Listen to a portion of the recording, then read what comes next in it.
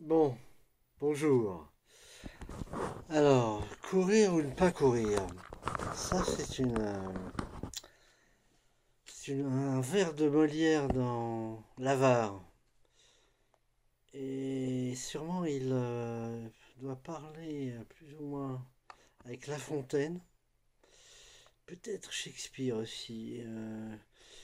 La tortue se disant est-ce que ça vaut le coup de courir, le lierre. Et puis être ou ne pas être, hein. Toutes ces questions. Donc, justement, ça dépend de quoi on parle. Alors, faut-il courir vers la Sixième République, comme l'ont posé certains de mes élèves de première vente, tandis que les premières commerces me demandaient, mais qu'est-ce que c'est que cette loi travail? Alors, pour répondre à la première question, c'est pas simple. Pourquoi pas pourquoi pas la septième? Pourquoi pas revenir à la première? Tout ça, tout ça est compliqué au fond.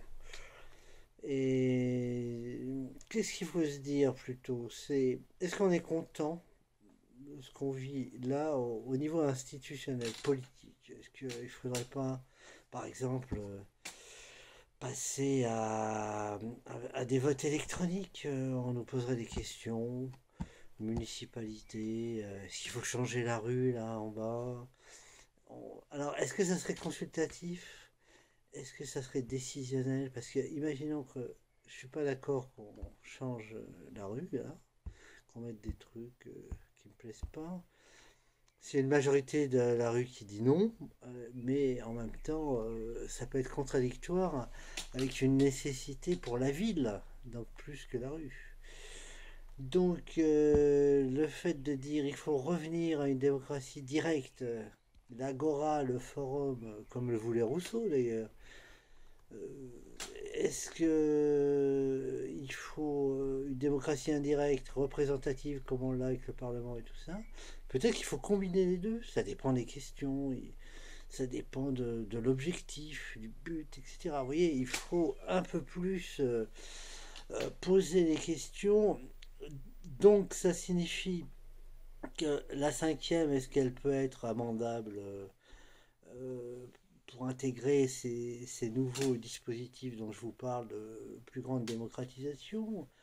Alors, peut-être, sinon, bah, évidemment, il faut passer à autre chose.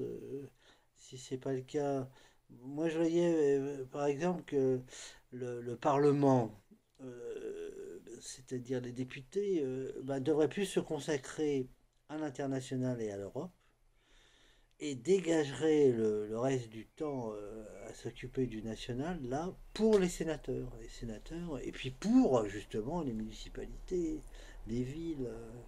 Ça serait plus intéressant que, par exemple, la Bretagne, qui est assez forte en éducation, soit responsabilisée sur l'éducation en France.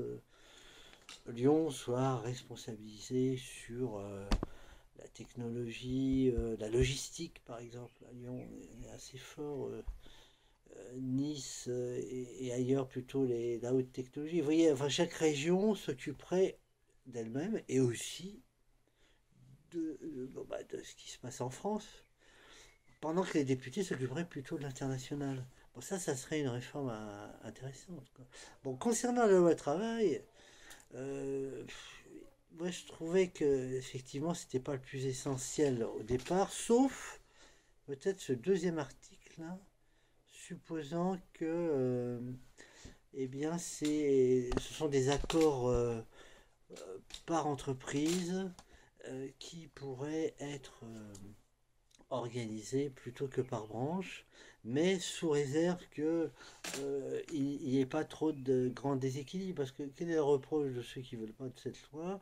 C'est qu'ils disent oui, ça peut être plus défavorable dans telle entreprise que dans la branche dans laquelle est cette entreprise. Alors ça, c'est pas sûr. Il faudrait donc un contrôle, une autorité de contrôle qui vérifierait si tout ça, ça se passe bien. Sauf que bon, ce gouvernement, il est vrai que il n'a pas fait réellement des pourparlers, des entretiens. Enfin, il y a un manque de négociation en amont. Donc, je trouve que bon, ça va pas, ce manque-là. Donc, il manque un peu du fait de mettre les pieds, comment on pourrait dire, dans le plat, sous la table, enfin de travailler plus dans la réflexion et en même temps le concret.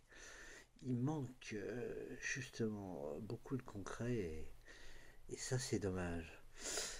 Chers amis, à la prochaine fois, on reparlera de ces questions fondamentales en particulier. Faut-il courir toujours autant? Bonjour chez vous.